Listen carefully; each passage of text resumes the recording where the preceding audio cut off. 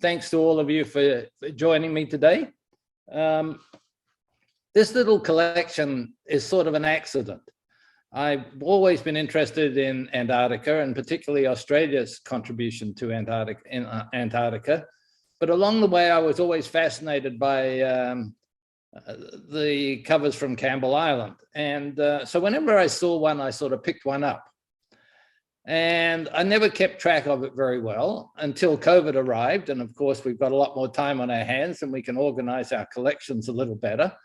And so all of a sudden, with COVID, I pulled together my collection of Campbell Island, realized I had a nice array. It's modern material, but I had a nice array of covers. And I thought to myself, well, I need to do a bit more research. And of course, I came across a couple of excellent books, one of which Andrew has mentioned already. Anyway, so what I'm going to do is take you on a little tour, and it was organized as a one-frame exhibit. So it's concentrated primarily as 16 pages, but I've pulled the covers off and supplemented a little bit. But let's quickly start with, where is Campbell Island? So Campbell Island's about halfway between New Zealand and Antarctica. It's pretty close to Macquarie Island, which is Australia's, one of Australia's subantarctic islands. But the reason it's called subantarctic is because it's below the 50th parallel, but above the Antarctic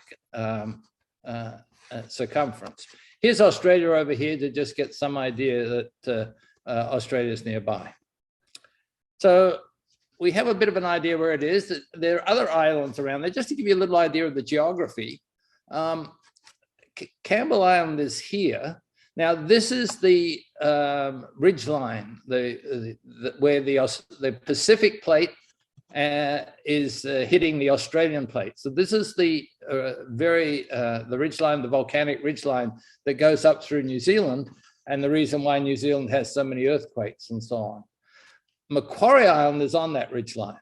Campbell Island is a volcanic island, but it's off the ridge line. It's on the Pacific plate off New Zealand down here.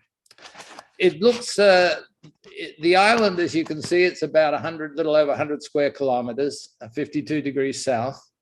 And the weather station is positioned on this big harbor. This harbor is about 8 kilometers long, 5 miles long. And since the winds come from the west and the entrance to the harbors from the east, it's a protected harbor, and it's a deep harbor. So you can get ships in there with no trouble. And the Met station was positioned here. Now, a little bit of a background. The island was discovered in 1810 by whalers. When the whalers got into the Pacific Ocean, they went all down through Pitcairn Island and ultimately to Antarctica. And so the island was discovered in 1810, and the name comes from the owner of the ship that discovered it, Campbell. And Campbell was a Sydney-based shipping company, and that's how it got its name. It was pretty much, there is evidence of whaling activity on the island in the distant past, in the 19th century, and it was largely ignored. There was a small attempt to set up a sheep farm on the island between between 1900 and it went bankrupt in the early 1930s. But otherwise, it was pretty much uninhabited over the whole period. By the Second World War, German subboats were getting involved in the South Pacific. And so New Zealand in the Second World War set up a monitoring station on Campbell Island to try and make sure that German boats were not staying in the harbor here. And so that monitoring station became the foundation. They built a little monitoring hut down here, and that became the foundation for what ultimately became our post office we're going to talk about. So this is what it looks like. Here, this was the plan of the exhibit, and I'm ordering mine. I'm going to give you a little more introduction, show you a bit of postal history, talk about cachets, personnel, and ships. So that's pretty much. Now here's an old weather station, a black and white photograph, and this is what it became by the 1990s when it was closed. So you can get a bit idea of the topography and a little idea of the vegetation as well. This is the port facility down here, and this is the where the headquarters, where the people stayed. All right, so let's just go ahead a little bit. So over the First World War, from 1938 on through to the 1940s, New Zealand sent, they had this coast watching station, and they sent annual ships down. And so you can get covers that were cancelled prior to the setting up of the post office. Just let me backtrack a moment. The area was surveyed by New Zealand in 1907, and this is a picture of the from that exhibit. And two main things: the Royal Albatross, which is the bottom left here, is a huge big bird. It has a wingspan of about 10 feet, and seals and are all still to this day remain on the island, roughly like you see them there. But this was posted in 1950, and it has a Wellington packet boat cancel. The postage is right, 4 halfpenny stamps make tuppence of postage. And it was paid, did I say 1960? I meant 1950. It was posted Wellington packet boat, 8th of May, 1950. So this was before the post office set up. In some sense, you could describe this as a forerunner to the post office. It was decided then to set up a weather station in 1952. And so the old facility of the coast watching was converted to a weather station in 1952. An announcement was decided, because this was a good time for stamp collecting, it was decided that they'd set up a post office, and that the officer in charge, the OIC as they often referred to him, would be deputized the postmaster on the island. And so in 1952, a ship went down with lots of facilities, with lots of building material and so on. And they extended the weather watching station and set up the post office. So the postal history starts on the 1st of September, 1952. And they announced that you could get examples of the postmark by sending covers in. And people sent their own covers in, like in the top right-hand corner here. It's not, of course, a first day cover. It's a first day cancel cover. The domestic, as I've suggested to you, the domestic postage rate at the time was tuppence. And so 2p stamp or a halfpenny and a penny halfpenny stamp would pay it. And some last minute groups set up printed covers. There are a few printed covers for this first day of the cancel cover, the 1st of September, 1952. And the bottom cover here is registered, way overpaid, but the reason I like it is that it's signed by C.B. Sewell, who was the first officer in charge and the postmaster on Campbell Island. So that's the beginning of the postal history on Campbell Island. Subsequently, by the way, a couple of years later, they moved the post office and the living quarters to a new location for the International Geophysical Year in 1956-57. And so it was rebuilt just down from the previous one, but we'll get there in a minute. So that's the opening of the post office, and registered. And in the end, just to give you a quick overview, 4 date stamps have been used. That first date stamp, which is shown here too, was basically used from 1952 all the way through to December 74. So 22 years, that date stamp had a really good use. And you'll notice that 3 of the 4 date stamps, and they're used consecutively, 3 of the 4 date stamps say Campbell Island, New Zealand. This is the biggest, this is the second largest, this is the third largest. And in the middle, from 81 to 89, in the 80s, there was a circular date stamp inscribed Postmaster Campbell Island, and that's a little different. So they're the 4 date stamps that we'll be looking at and their use over the period. And as I said, they were sequential and don't overlap. At least I haven't discovered any overlapping. And the cover on the left is just a nice little mailed from Campbell Island and Antarctic Meteorological and Geophysical Station 6364. All right, postal facilities, you come across quite a bit Mildred Hodson's name. And Mildred Hodson is interesting. I noticed I have a number of her covers from Australia, and then I just suddenly discovered I had a number of these covers from New Zealand. So you do a little bit of digging around who Mildred Hodson was. Well, she lived in Edinburgh with her father. She wasn't, there's no record of a marriage. She was first advertised in, I think, 1943. I think it was 1943, or maybe, yes. And but that was a year that a Polish resistance fighter got lodgings, and his name was Alexander Stocky, and the Polish collectors know all about Alexander Stocky. And basically, it looks like they carried on a stamp business together, and many of her covers from around the world go to the New Zealand High Commissioner in London. I might point out, of course, this first air letter on the opening day, and air letters are not common from this part of the world. There was no airmail from Campbell Island. Everyone went down there by ship. And basically, they went down there on one-year assignments. They went down in the Australian autumn, which would be October, November. A ship would take them in with lots of provisions and drop them off for a one-year assignment. If they were lucky, other ships would come by in that one-year period. And then the next August, they'd be taken out back to New Zealand, and a new team would be brought in. Teams of about 10 people, mainly meteorological people, monitoring the atmosphere. This is one of about, 12,000 stations around the world. And it was set up for weather forecasting.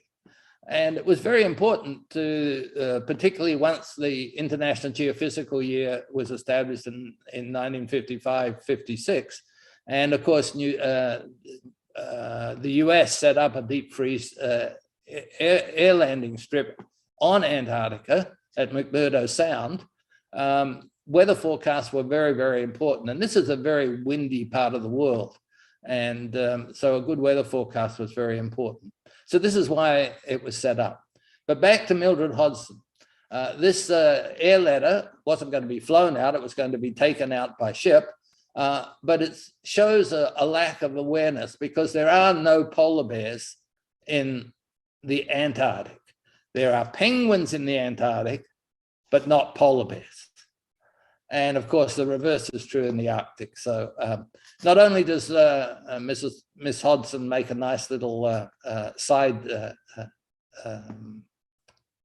study, but she also messed up on some of her cachet. Here is the cachet she did for the International Geophysical Year. And this cachet you'll see in Falkland Islands and other locations in the Antarctic. Whether it's Stocky or Miss Hodson, 3 arrows, the little name at the bottom right of the cachet by the whale here is the name of their cachet. So nice little, I was surprised that I had 3 covers or more. I've got more, but from Mrs. Hodson. Anyway, back to our main theme. You could register. The New Zealand Post Office provided blank registration labels, and there are all sorts of different blank labels on use. This is a very early use, again, a use on the first day. Actually, this is correctly paid. That block of 4 2-penny stamps paid the registration plus postage. And this is the early registration labels that New Zealand used as stuck-on labels that were used right through the Pacific. You can see these from countries like Cook Islands, Pitcairn, and so on. And they were also obviously supplied to Campbell Island at the beginning. Subsequent blank labels you would either write the name in manuscript or hand stamp the name, as it's shown in the bottom right here. And we'll come to this cachet a little later on. But all of these covers, by the way, went through the mails. They got taken back to New Zealand and put in international mails. So this one on the bottom right is going to Texas, and it would have gone through the international mails to Texas. The cachets are particularly nice to see. The first date stamp was used until December 1974, and here's a use in February 1974. Remember, I said it was used for 22 years.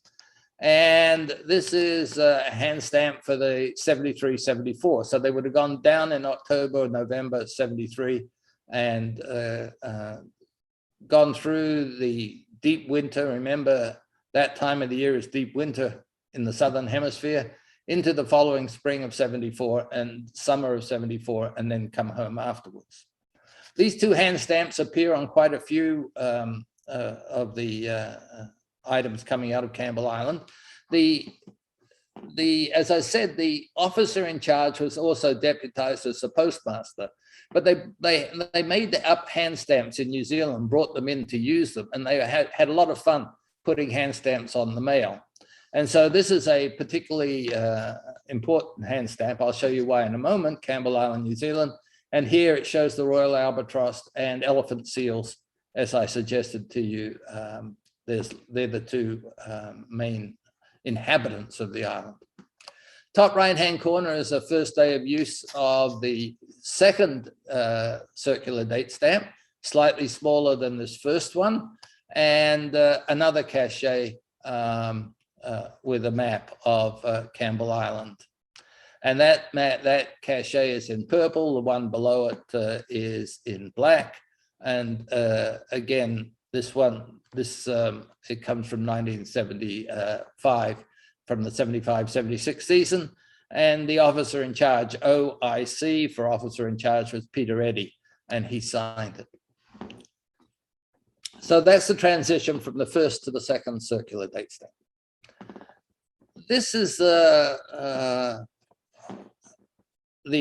rarest item from Campbell Island. And if you're going to give a display, you need one of these. Only 37 of them were produced. And the postmaster ran out of stamps. So he used one of the hand stamp, which I showed you a moment ago. I'll show you again in a minute. And he made hand stamp on sticky paper, and he cut them out and he signed them with his name, postmaster, for 20 cents. And he considered this to be receipt for payment of postage, which was 20 cents at the time. He, by the way, had been a little entrepreneurial and made up his own cachets to sell, because tourism, by the time this was 1981, tourist boats were beginning to appear down there. And if you could sell covers with cachets, you could then sell more stamps, and the postmaster would be very pleased. Let me give you a close up. As you can see, this was the 1973-74 cover we showed before at the top, and you can see that hand stamp that someone had made up for Campbell Island, and that hand stamp was then used to create this provisional postage stamp, and was signed, as I said, by R.A. Graham, the postmaster, and you can see the outline of the provisional stamp. He was reprimanded for this. The New Zealand Post Office, because it was a formal New Zealand Post Office station, New Zealand Post Office was supposed to follow New Zealand Post Office guidelines, and since this did not follow at all this provisional for Post Office guidelines, a note was put in his file in the Meteorological Bureau that said that he'd committed a no-no, and that was going to be assessed against his promotion later on. But as I said, his view was that he was collecting 20 cents for postage, and he should give a receipt for 20 cents for postage. He just did it in a way that was against New Zealand Post Office rules, and against any post office rules for that matter. But you can see how the hand stamp was reutilized to create a provisional stamp.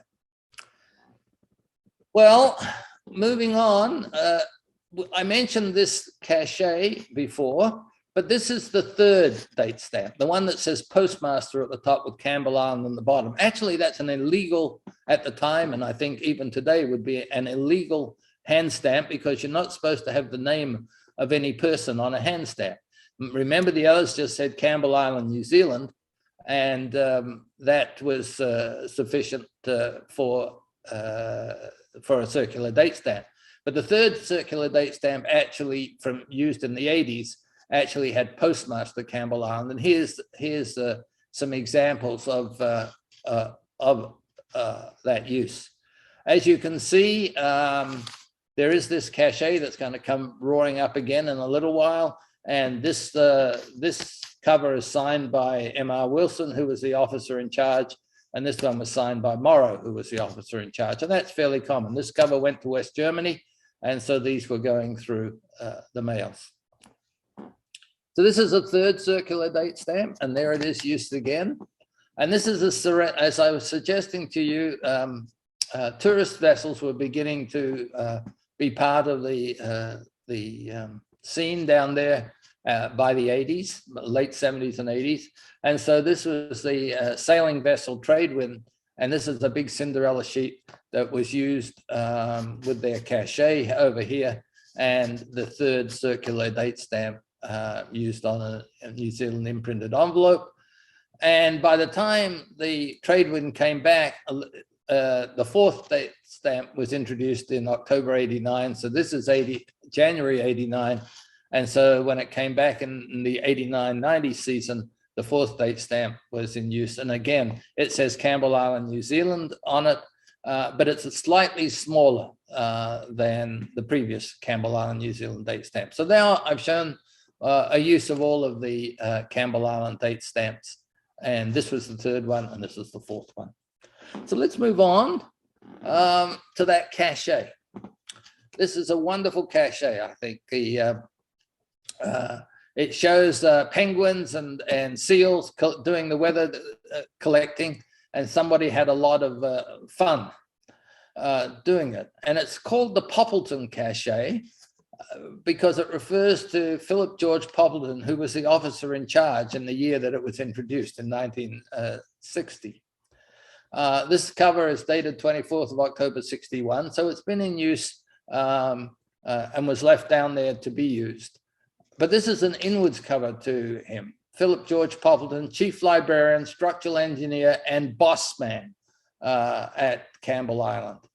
And this circular date stamp is actually an error that he introduced, and then had to fill out the logbooks that he'd got the wrong date and all the rest of it. But we won't go into that in any great detail. But this is a wonderful cachet. It was brought in to be used on mail and was left there, and in fact was used for over 20 years. But apparently there were some things involved with this cachet, and if you get George Poppleton's book, and he wrote, he had 3 annual or 3 one-year assignments as officer in charge on Campbell Island. The first one was 55 to 56. The second one was 58 to 59. And the third one was 59 to 60. And it was in the 59 to 60 that cachet was introduced. But if you read this book, not only is it wonderful reading for lots of other reasons, it's got nothing, it's not a book about philately, it's a book about his experiences as the officer in charge on the island. But you do pick up some very neat little philatelic tips, because he mentioned that while he's credited with doing that cachet, it was actually the radio man who brought in the cachet, Ian Johnson. He'd had it made in New Zealand, brought it in for use on the island.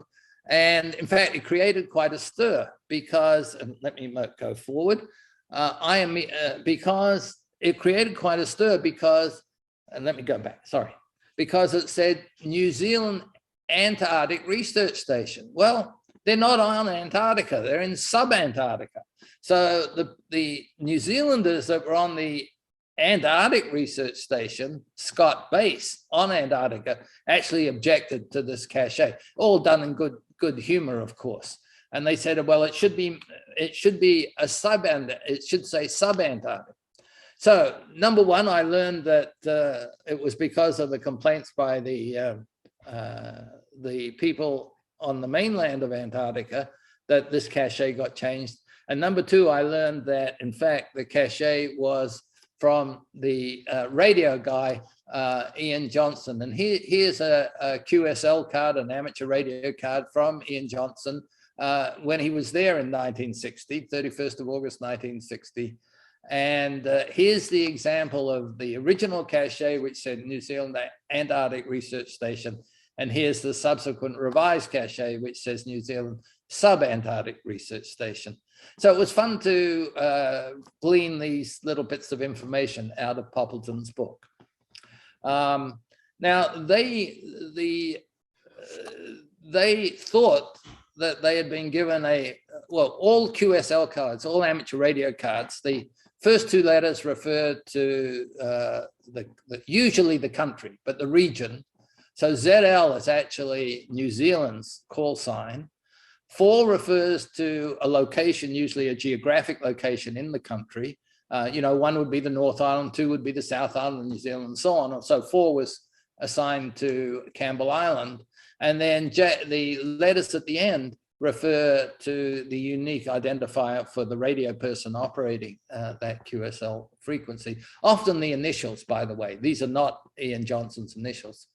But they interpreted the fact they'd been given a unique identifier. And by the way, every amateur radio operator has a unique identifier, but they interpreted that as it was a new country. So all of a sudden they started to go wild and have a bit of fun with that. But meanwhile, here's another example of the use of the cachet, a very nice clear one.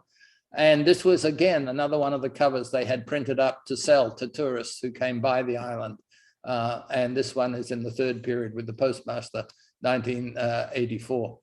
And down here is a subsequent radio operator who played off the cachet and had a lot of fun creating his own unique ZL4, New Zealand Sub-Antarctic is what that stands for. And this was his QSL card for when he made contacts. They had fun with this. This covers was not in my one frame exhibit, but it's not only got the sub-Antarctic cachet and 2 different meteorological expedition caches and 2 different map caches. If you'll notice in this case, this one is much more scarce. The New Zealand comes right down to the equator, whereas in this one, there's a space between New Zealand and equator. But it's also got a hand stamp, Republic of Campbell Island. They thought they had a new country, so they were going to set it up as a republic. The leader of the republic, by the way, was the local dog. They had a local dog on there, and they were all given mythical roles to play. And it's fun to read what the assignments were. Here's some other amateur radio cards. This one, by the way, on the left, when you open it up, it's got the Poppleton Cachet on the inside. And this just shows, this is from 66 and this is from 1978. These are also radio operators on Campbell Island. So it's fun to play around with that. And this is the back of that cover that if you turned it over, you suddenly found that, boy, they all signed from the 1960, 61, so that's the Met Observer, the mechanic. You needed a mechanic, you needed a cook, so there were usually about 8 to 10 people on the island. About 6 of them would be associated with meteorological observations, and then a carpenter, a mechanic, a cook, and the officer in charge. And so you could see, and that gets me to the next step of the exhibit, where I talk about personnel. And here I've deliberately put together 3 covers from consecutive seasons: 1966-67 on the top left, 1967-68 bottom right, and 1968-69 bottom left, and all signed covers. And one of the nice things about the Jewish reference book that he provides a list of all the names of the people, the 8 or 10 names of all of the people who were in that one-year team. And so you can go back and you can actually start to recognize who all these signatures refer to. I just picked out the officer in charge signatures, but there's some others here that are a lot fun. Here, this is B.F. Smith, officer in charge. So B.F. Smith is down here, leader, 1968-69. So leader means an officer in charge. And here, Blizzard, here he is down here with OIC after it for officer in charge. The card on the bottom right is actually franked with German stamps, and it goes to Germany, and they're cancelled with a Campbell Island hand stamp. And this is where this was again against the rules, and the people, the officers in charge, hated that big, thick New Zealand Post Office rule book, and they said, "Oh, to hell with it," and just cancelled whatever. But this is actually an illegally cancelled card on German stamps. But it's fun to go through all this. Radio team here, and identify who all these people were, what they did, and why they were there. By the way, you had to, the meteorological team of 5 or 6 people were appointed because of their technological expertise. But the others, the cook and the officer in charge and the mechanical engineer, you applied for that job, and you were given an interview, and you were before you were sent down there on a 1-year assignment. So it was a place where a lot of people loved to go. A lot of guys in particular loved to go because they're away from all the rules and regulations, and they could have a good time. Here's a couple of later Met covers. This is from the 70-71 expedition. Again, a different hand stamp. And this is from the 85-86. And I love the biggest signature here is Jude Winter, cook. And by the way, Cookie was the Cookie was a very, very important. I mean, you had to live on his food for a year. And so he was a very important, and he did other duties, of course. And by the way, there were still a few wild sheep left on the island. And so they go out and try and track down. And this is why you needed a local dog, because the local dog was like a shepherd. And instead of herding the sheep, he was herding the wild sheep in this case. And they would every so often kill one so they could have mutton, a mutton stew. So the cook was very important and in these team assignments. But anyway, these are a couple of later covers with more Met hand stamps. And again, the Royal Albatross and the Elephant Seal shows up. Ship visits. Well, I've taken a selection over the periods just to give you an idea of ship covers that you can find. Top right-hand corner, as I suggested to you, the Americans, after the International Geophysical Year and the establishment of McMurdo Sound on Antarctica, and their flights to Antarctica from New Zealand, they often had ships stationed halfway in case an aircraft went down. And they were called picket ships for picket duty. And those picket ships did like calling in on Campbell Island just for something different. The Campbell Islands loved them calling in because they had a duty-free shop on the ship, so they could buy as much booze as they wanted and watches and all sorts of things. But this is a nice cover, sort of commercial cover here on the top right-hand corner from the USS Wilhoit.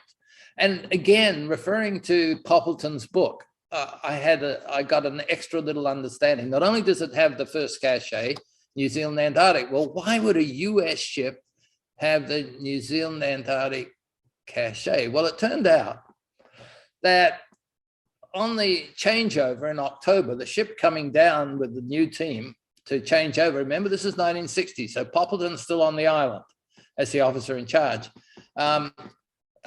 The new officer in charge for the 61-62 season slipped and damaged his ankle. So they couldn't drop him off on the island. So they then, and by the way, it was on the Holborn, the ship that's down here, that it was bringing in that team. And so they had to take him back to New Zealand for x-rays and so on. So they negotiated with Poppleton and said, can you extend your your time on the island for another 6 weeks or so, while we get this guy fixed up and bring him back in. And so Poppleton got an extension of not his team, the new team arrived and his team left, but he was the officer in charge for the period. And then it was this picket ship, the Americans, who brought the new guy back and then took Poppleton back to New Zealand. And so that's how it ended up with the New Zealand cachet. And again, you wouldn't have known that story unless you read a bit of non-philatelic fiction. Anyway, let's quickly run. That's 1960. Here's an example of 64. And of course, the New Zealand Navy was expected to go down there. They just thought it was a pain in the ass to go to this little sub-Antarctic island. So the Navy didn't like going in there very much, the New Zealand Navy, and they quite often went right by. And the people knew they were going right by because they could intercept their signals. And so they were a bit of a, I think, I get the impression from reading, there's a bit of a standoff between the Campbell Island residents and the New Zealand Navy. But this is an example of a New Zealand Navy ship, the Pukaki, who did visit in 1964. And this cover, you wouldn't know, it's nice, going to the USA, very nice, going to the USA, lovely Campbell Island hand stamp there. You don't know it's a ship cover until you turn it over, and this is the back. And the Holmburn was one of the many supply ships that was used.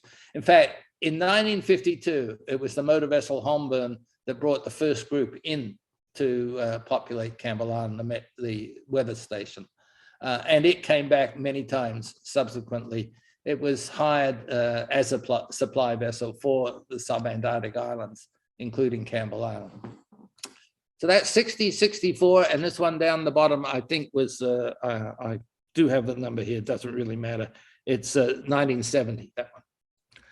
And so here we have three more on the left. Well, again, look at this, that provisional hand stamp still appearing.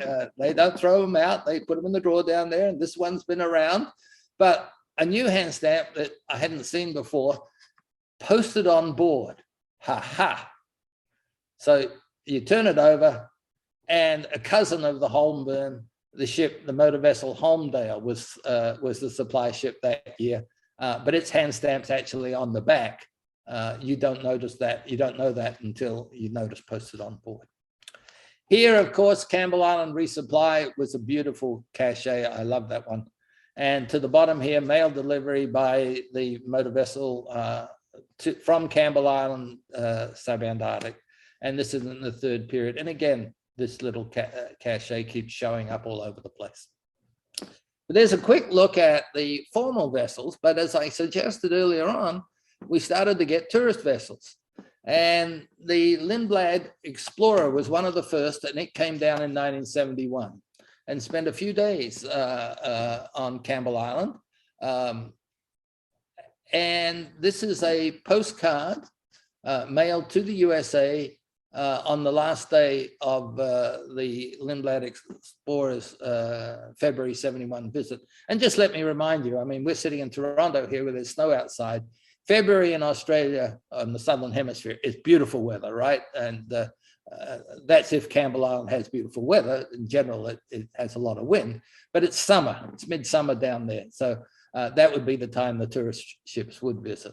And once again, you can see a particular cachet created aboard the MS Lindblad Explorer for Campbell Island, on Campbell Island, used in both covers. And in fact, three different, this one's a printed cachet, these ones are hand stamped cachets, and they're all the same design, but they're all different sizes. So the Lindblad Explorer was using their own cachets too. This is just the other side of that postcard, showing the Lindblad Explorer in Antarctica. And we get the Lindblad Explorer coming back in 1984, but there they did a whole Scott base as well as Campbell Island. And so the cover went back to Wellington, which is where the people got on and off the island. And so it ended up with a Wellington packet boat in 1984. The many of the functions of the meteorological staff could be automated, were increasingly automated. So by the mid-1990s, almost everything was automated. And so they decided it was expensive to keep resupplying the island and paying the staff. And so the Met Station was closed along with the post office on October the 15th, 1995. And it was closed by a guy called, the officer in charge was Mike Fraser in that year, who closed the post office. And he'd had an interesting experience. Let me leave it that way, an interesting experience. He'd been there in the late 70s, I think 79, 80. And he came back for a tour in 91, 92 as the officer in charge, as a promotion. He'd been there earlier as just one of the maintenance men. And then he came back about a decade later as the officer in charge. And he and some of his buddies went swimming across the island from the harbor on the other side. And he had a nasty experience. He was swimming further out in a wetsuit, of course, because it's cold down there. And a great white shark showed up and took off his right arm at the elbow and shredded his left arm, and then spat him out. He figured he was done, spat him out. And it's actually now recent research shows that sharks, these great white sharks, have very bad eyesight, very bad smell. And the shark probably thought he was an elephant seal, was going after one of the big seals, because he was swimming where all the elephant seals gather, and spit him out. Now, they got him to shore. They got him tourniqueted up.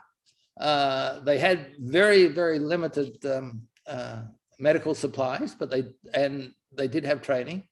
And a helicopter, they managed to get a helicopter in and fly him back to New Zealand. And he recovered. They know it's a great white shark because they recovered a little bit of tooth fragment out of his skin.